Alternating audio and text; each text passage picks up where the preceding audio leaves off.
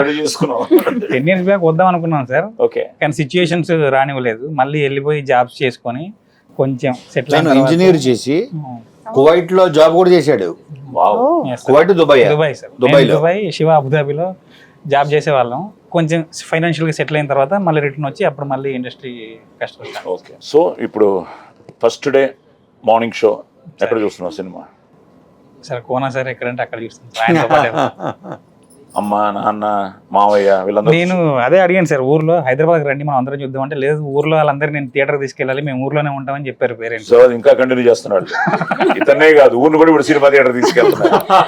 పక్కనే ఒక థియేటర్ ఉంది, సో అందరినీ అక్కడికి సో తీసుకెళ్తాం. మీ అమ్మగారికి, మీ నాన్నగారికి, మీ మావయ్య గారికి, మీ ఫ్యామిలీకి నిజంగా సతీష్ మీ పేరు నిలబెడతాడు.